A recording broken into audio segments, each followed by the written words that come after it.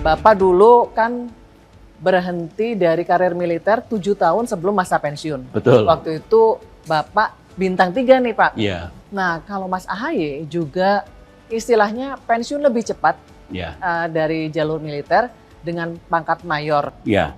Apa Pak pertimbangannya saat itu? Tidak banyak yang mengetahui secara pasti why-nya. Ahaye ini kan karier militernya cemerlang dan banyak yang meramalkan akan sukses suatu saat menjadi jenderal. Mereka termasuk kolega-koleganya di Akademi Militer dan kalangan militer lah. Tapi ada satu momen, tiba-tiba ada sejumlah kekuatan politik, partai-partai politik yang ingin mencalonkan Ahaye sebagai Gubernur Jakarta. DKI waktu itu ya? Saya dengan Ibu Ani mengerti ini sangat tidak mudah.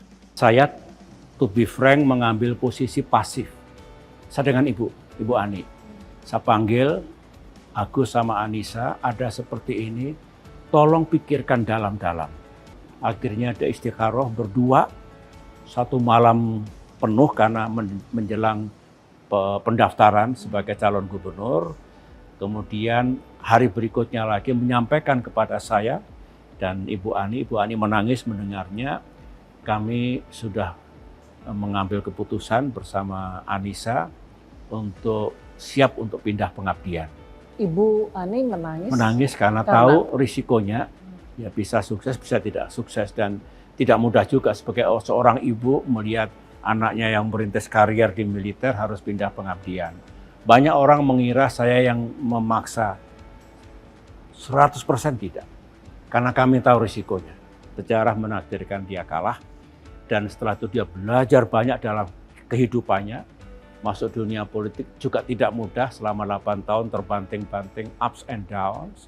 Ibu Ani di rumah sakit sempat berat sekali ya coba anak-anak kita. Saya bilang ya, itu cara Tuhan untuk mendidik Ahaye. Bahwa hidup itu tidak selalu indah, termasuk dunia politik. Tapi sekarang Mas Ahaye sudah menjadi Menko, posisi level menteri yang dulu Bapak pernah tempati juga pernah jadi Menko juga gitu. Apakah menurut Bapak, Mas Ahaye sekarang ini sudah berada di jalur yang tepat untuk karir politiknya mendatang?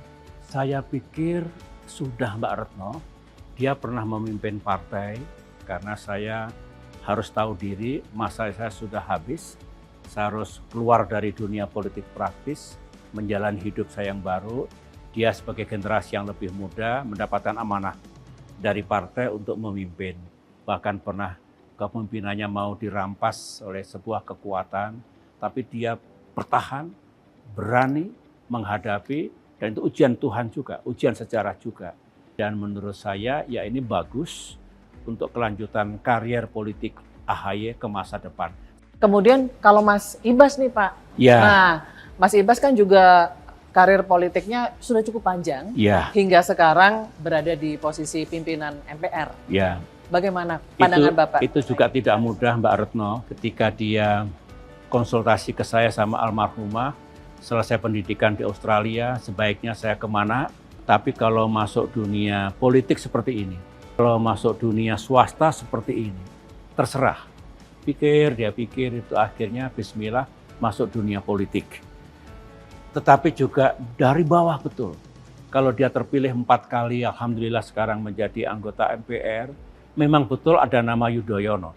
Tapi selebihnya keringatnya. Karena dia anggota DPR yang tidak turun ke dapil, ke desa-desa, kecamatan, di Dapil 7 mulai dari Ngawi, Magetan, Ponorogo, Pacitan, Trenggalek.